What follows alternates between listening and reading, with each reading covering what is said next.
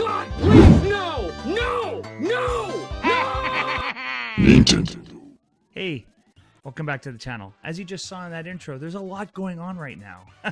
The Switch 2 price increase is happening in a very short time on September 1st. It's going up. I know it's only by $50, but in my opinion, and you could fight me in the comments, I think the Switch 2 is already overpriced.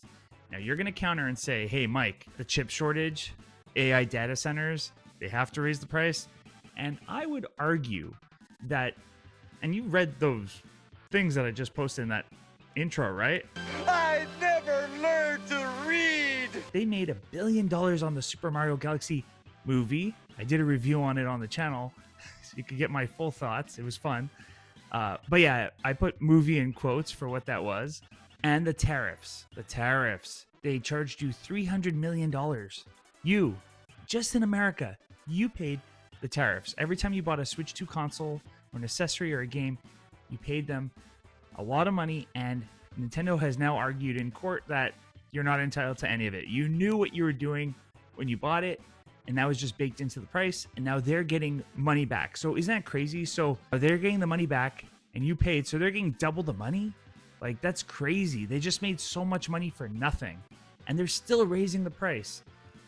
So I think that's crazy. This whole situation where they could raise the price based on something that's going on now is insane to me, because I remember when companies would deficit finance their systems because they're going to screw you on the games. And Nintendo is the king of screwing you on the price of games. They never drop the price. They could offer a Switch 2 Lite. I am in the camp of wanting a box under my TV. Like, I'm okay not having a portable version.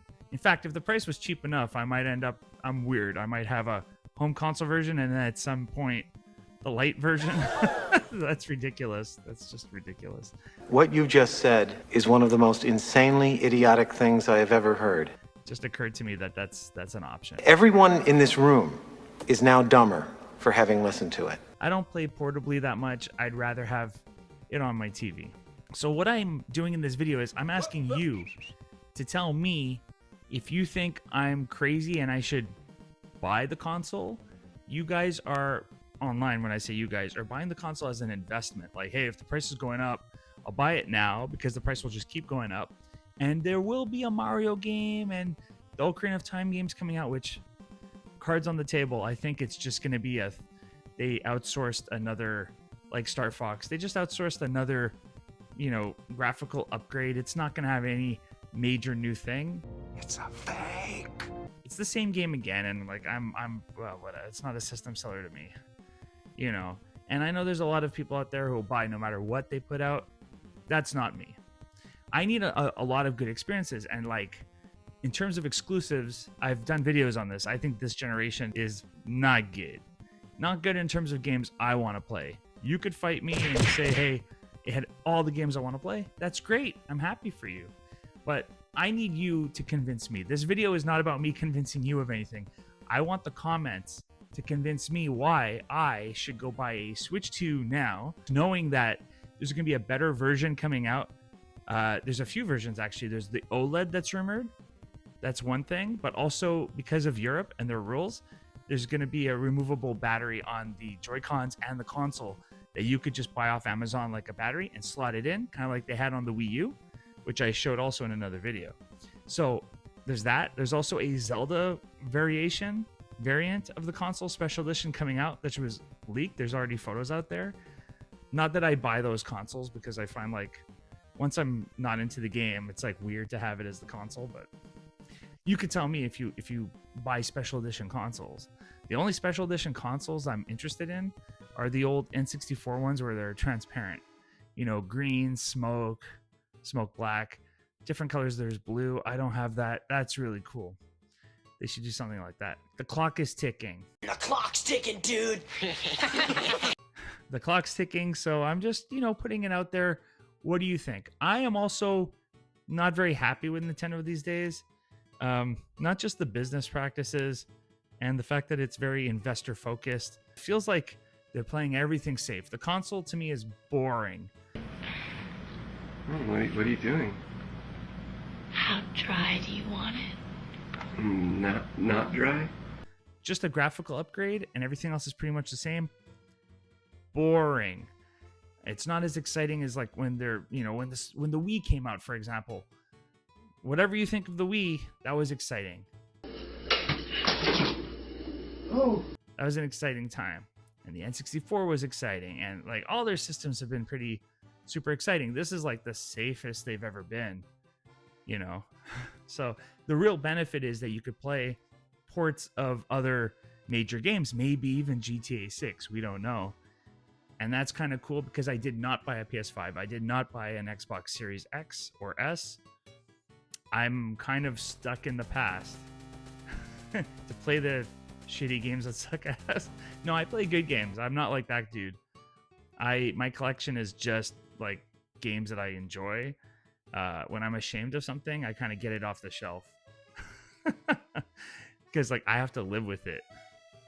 And I can't live with terrible games. Bothers me. Oh my god, look at it. I've turned into these. I've somehow turned into these retro gamers with their tube TV, even though like it's cool. I found it. I did a whole video on finding and fixing the damn wire the guy cut for the tube TV. It's cool just for retro games, but for new stuff, I'm out, man. No, I like my modern TV. But this is cool. This is cozy. It's just people have gone nuts for the old stuff. And you know what? That's a good point. I just thought of. I have a lot of old games and backlog to get through, like you guys. So another factor when you're telling me if I should buy a Switch 2 or not is, hey, Mike, you have a lifetime of games you could play for all the old Nintendo consoles and other consoles, PlayStation, Xbox. Should I just sit this generation fully out, play those games, and when it's all said and done, jump back in, maybe a console generation late? Cannonball! My cousin used to do that. Growing up, he was always one generation behind us, and he got things on clearance, and he had way more stuff than we had. And we were kind of like, at the time, we were like, we have like 2 N64 games, and you've got like 20 SNES games, but like, it's old, and are we crazy? Like now, you're like, wow, I wish I could have done that, like gone all in when it was cheap. Hindsight, baby.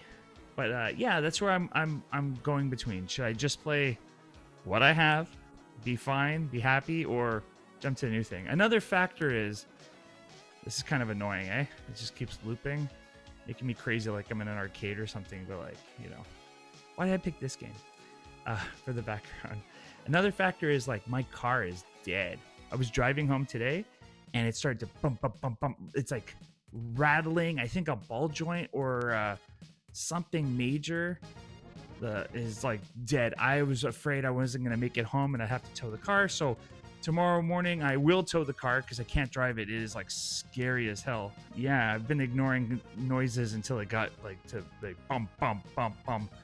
Once that kicked in, I was scared. So that's going to cost me a lot of money, way more than we're talking about. And again, in the grand scheme of things, it's just video games. Who cares, right? It's just entertainment. How dare you! It doesn't improve my life. You have stolen my dreams and my childhood with your empty words. We're doing in life is entertaining ourselves to death till we die. We're filling the voids. We're filling in the gaps because if we could stop and think, we will have to sit with what life is. I get really dark. I go from really happy to really dark. That's me. That's Mike. But that's okay. And my basement flooded back in June again, and I had to buy a dehumidifier, which cost $330. The price has really gone up. And I had to buy a generator to get the sump pump working because they cut my power. And I bought a cheap one just for the sump pump. That was still like $350. Like I'm already like past a Switch 2 just on things I didn't think I was going to have to buy, but I bought them like that moment because I needed them. That's what always happens. My bank account, like I feel like I get paid every 2 weeks from my day job. And after bills and like credit cards paid off, I have like, I swear, some weeks there's like $80 of like disposable income. And this is Canadian, so that's like $50 US.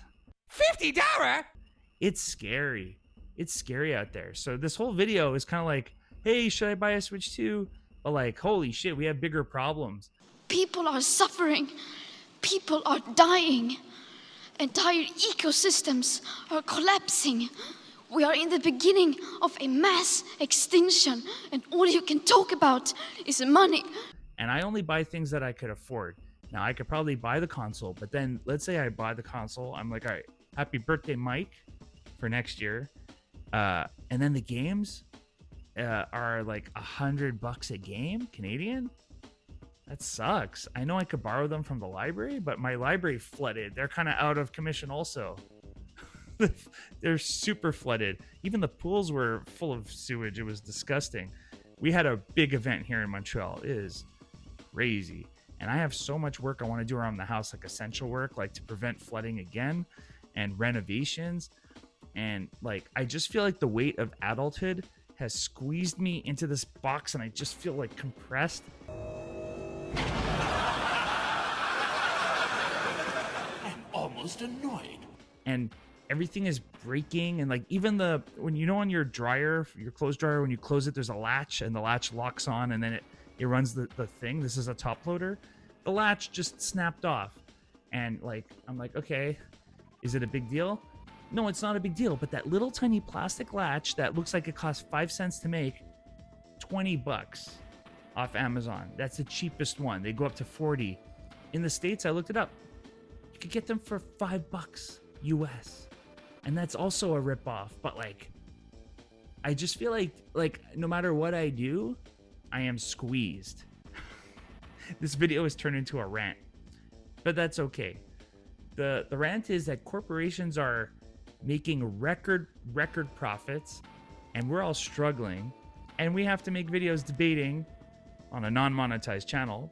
And that's another thing what YouTube is doing. They've just screwed everybody. I have no hope of ever monetizing, but that's okay. I do this for therapy. These corporations don't care. They make record profits. They pay their CEOs more than like all the employees combined, which is craziness. And we're here left with the bag, and there's people who are defending them. They're like Shitendo. I heard that Shitendo enablers, but all the companies are bad. I'm just picking on Nintendo because it's the one I'm interested in, and I was hoping for more from them, but it ain't like I've said before. When Nintendo is down, they're your buddy, and when they're up, good luck. They don't give a crap about you. They're just gonna milk you. I feel like they're just trying to get their hands in my pockets. Not cool. So anyway, I want to know all your thoughts on all of what I said. Are you dealing with major financial struggles? Are video games taking a back seat? Are you going retro, or are you staying modern? Are you playing more than one console? What games are you playing? Like, I'm trying to think of the next big game I'm gonna play. I don't know. I played Indiana Jones, The Great Circle on Luna, which is like streaming off Amazon Prime, and it was fine. And I'm like, okay, is the future not even a console? Like, how are consoles going to survive in this? I really feel that we're heading towards a major crash, like back in '83. It's affordability. It's a lack of quality. It's just too many remakes, microtransactions. Like, I'm not excited for gaming, but I'm making videos about it because I like to talk about it. But I'm now worried that most of us spend more time talking about it and watching videos about it than actually playing games. You know, is that weird? That's like where we are now, where people experience things through devices and not just experience them. And, you know, of course, go outside, touch grass, go on vacation, do all that stuff. But when you have, you know, some time in your home, this is one of the I call them the big four activities you could do. There's probably more than 4 these days. There's watch TV / movies, music, listen to music, read a book, read books, read. And that includes probably online reading, play video games, right? And what's another one? I guess post on social, kind of, not really, but those were the big 4. So, you know, I'm just talking about this one. Anyway, I have blathered on for a long time. I'm sure this video makes no sense, but you know what? I don't care. I don't care. It's my channel. I'm just going to have fun with it. So, and see, all this driving is reminding me how messed up my car is. My car is messed up, dude. It's gonna cost me a fortune. If you stick around in a future video, I'll tell you how much I got screwed, because I'm sure it's gonna cost thousands. Because I've been ignoring it for a while. My car's 10 years old. Anyway, check out these other videos. Like, subscribe if you're not. Appreciate it. And say hi to your mom for me. You say you hear us and that you understand the urgency. Because if you really understood the situation and still kept on failing to act, then you would be evil, and that I refuse to believe.